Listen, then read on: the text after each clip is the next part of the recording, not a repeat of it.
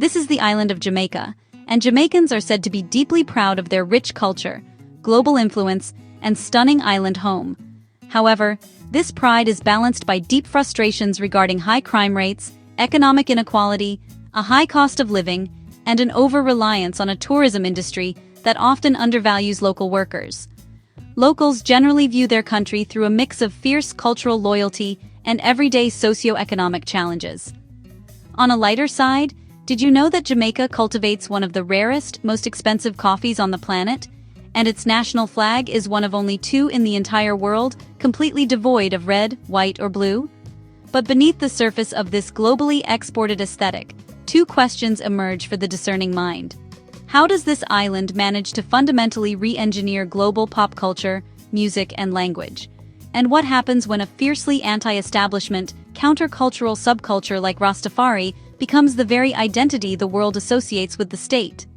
Stick around, because the answers are far more intellectual and paradoxical than your average travel brochure suggests.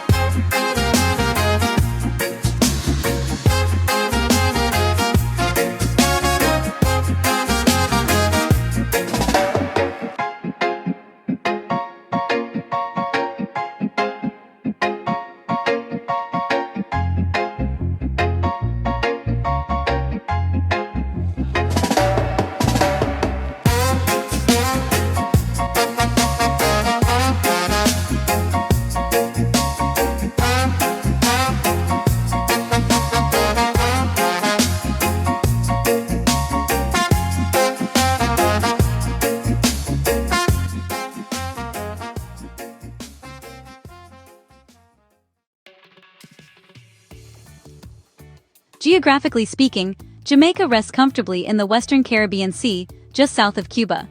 It enjoys a tropical maritime climate, which is a sophisticated way of saying it's delightfully warm year-round, punctuated by brief, dramatic downpours that keep the island breathtakingly lush. Within this pocket of paradise resides a population of roughly 2.8 million people. Yet that number is deceptively modest. The Jamaican diaspora spans an estimated 4.4 million people worldwide, meaning Jamaica's cultural borders are effectively limitless.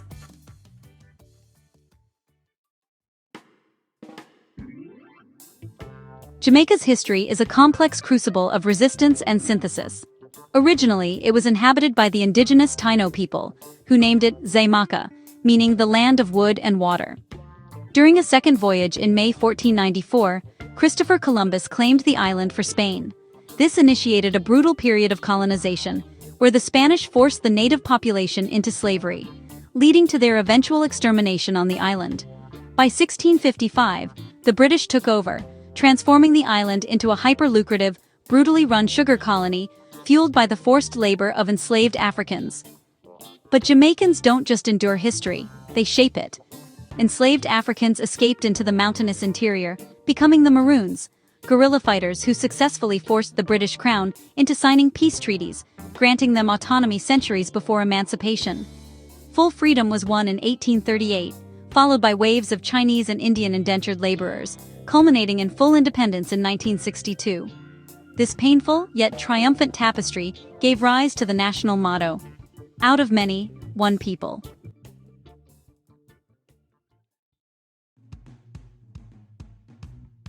While English is the official language of government, education, and formal architecture, the true linguistic heartbeat of the nation is Jamaican patois, or patois. Far from a mere dialect, patois is an English-based Creole infused with West African Akan languages, Spanish and French. It is inherently poetic, dripping with metaphor and sharp wit. It's a language born out of a psychological need to communicate covertly under the eyes of oppressors. And today, it's so infectious that it routinely dictates global youth slang from Toronto to London.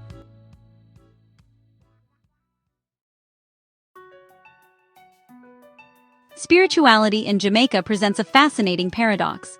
According to the Guinness World Records, Jamaica boasts more churches per square mile than any other place on Earth, with over 1,600 houses of worship across the island. The population is overwhelmingly Christian, yet the island is simultaneously the birthplace of Rastafari, a profound socio-spiritual movement that emerged in the 1930s. Championing Pan-Africanism, natural Ital living, and a rejection of Eurocentric systems, Rastafari redefined the island's global image.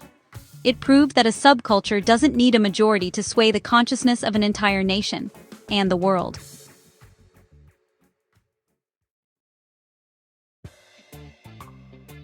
The island's physical landscape mirrors its cultural synthesis. Walk through Spanish Town or visit the famous Devon House in Kingston, and you will see Jamaican Georgian architecture, a style that adapted rigid European forms to survive tropical climates with wide verandas and jalousie windows. Contrast that with the sacred, rugged topography of the Blue and John Crow Mountains, a UNESCO World Heritage Site that served as the impenetrable fortress of the Maroons. The architecture in Jamaica isn't just wood and stone. It's a physical map of survival.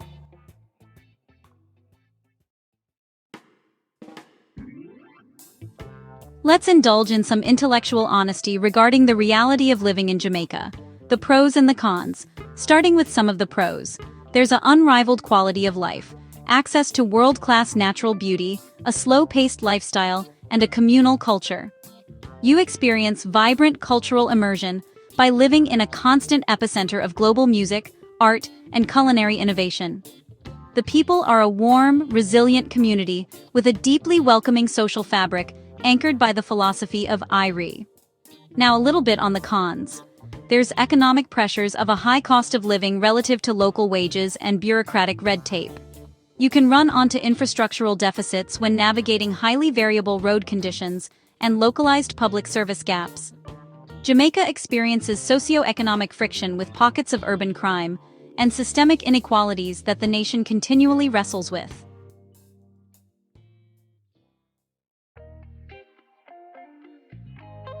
Now, let's circle back to those burning questions from the start of this video. How does this tiny island punch so far above its weight culturally? And how did a rebellious subculture become a national brand? The answer lies in the Jamaican psychology of resistance and self-actualization. Because the culture was forged in the fires of survival, self-expression was never a hobby, it was a weapon. Music, language, and Rastafari were exported so successfully precisely because they possess a raw, uncompromised authenticity that a commodified Western world desperately craves.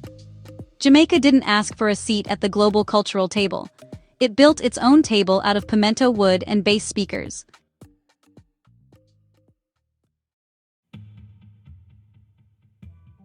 This brings us directly to the island's formal arts and heritage. From the intuitive, raw masterpieces of master sculptor Malika Capo Reynolds to the sharp structural works of Edna Manley, Jamaican fine art is a visceral exploration of post-colonial identity. In literature and folklore, the oral tradition reigns supreme. The legacy of cultural giants like Louise Bennett Coverley, affectionately known as Miss Lou, single-handedly legitimized patois as a beautiful academic literary medium, ensuring that the island's rich storytelling heritage, like the West African-derived tales of Anansi the Spider, remained intact.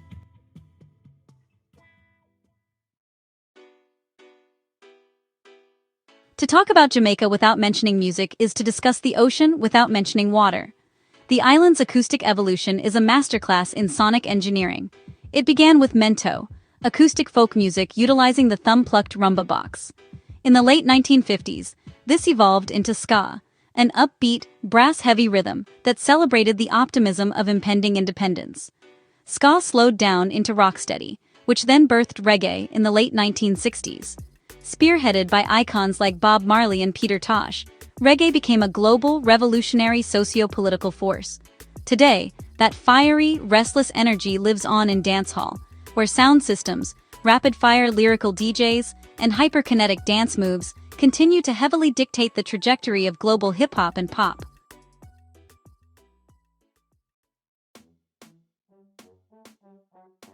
Jamaican cuisine is, quite literally, history made edible. Take the national dish ackee and saltfish. Ackee, a savory fruit, was brought from West Africa, while preserved salted codfish came via European trade routes. Combined, they create a brilliant culinary masterpiece. Then there is the globally revered jerk cooking technique. Invented by the Maroons, it involves marinating meat in a fierce blend of Scotch bonnet peppers, pimento berries, also known as allspice, and slow cooking it over green pimento wood logs. It's smoky, spicy, complex, and unapologetically bold. Other dishes include the classic curry goat, a beloved favorite brought to the island by Indian indentured laborers. Oxtail that is slow-simmered with broad beans, mixed herbs, and spices into a thick, rich stew. Rice and peas, the quintessential Jamaican side dish, traditionally made with white rice, kidney beans or gungo peas, coconut milk, thyme, and a whole Scotch bonnet pepper. Jamaican patties, those flaky half-moon pastries with a buttery crust filled with savory, seasoned ground beef, chicken, or vegetables, and traditionally colored bright yellow with turmeric. Traditional Jamaican drinks include rum punch, ting, Blue Mountain coffee, and sorrel drink.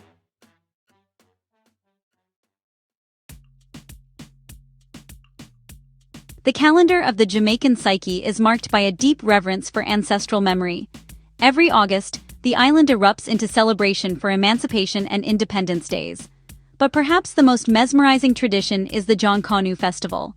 Dating back to the era of slavery, this Christmas-time street parade features revelers in wild, symbolic masquerade costumes, such as the cowhead or the devil, dancing to traditional drumming.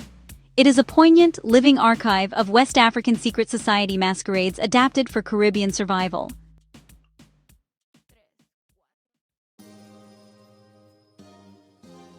For both the native Jamaican and the curious traveler, daily life offers an exquisite duality.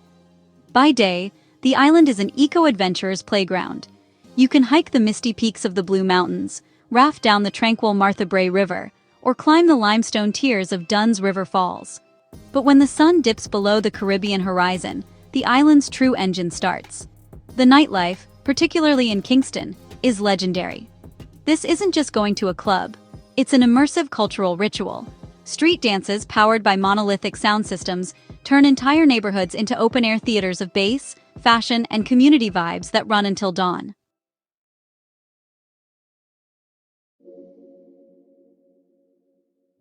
Before we close our intellectual ledger on Jamaica, let's indulge in a few shocking anomalies that defy expectations. The Bond connection. Legendary author Ian Fleming wrote every single one of his James Bond spy thrillers while living at his Jamaican GoldenEye estate. The Olympic anomaly. Despite being a small tropical island, Jamaica famously debuted a bobsled team at the 1988 Winter Olympics, an act of pure, resilient audacity that inspired the classic movie Cool Runnings. The per capita speed record. Jamaica has won more Olympic medals per capita than almost any nation on Earth, entirely dominating modern track and field.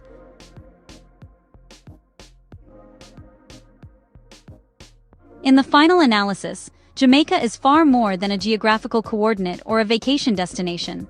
It is a profound philosophical statement.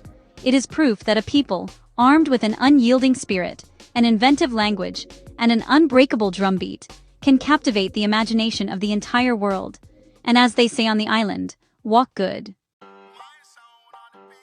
If this deep dive gave you a newfound appreciation for the intellectual depth of Jamaican culture, do execute the digital etiquette, hit that like button, subscribe to the channel for more cultural dissections, and turn on notifications. Thank you for watching, and as they say on the island, walk good. Just a warm, culturally rich way to say goodbye.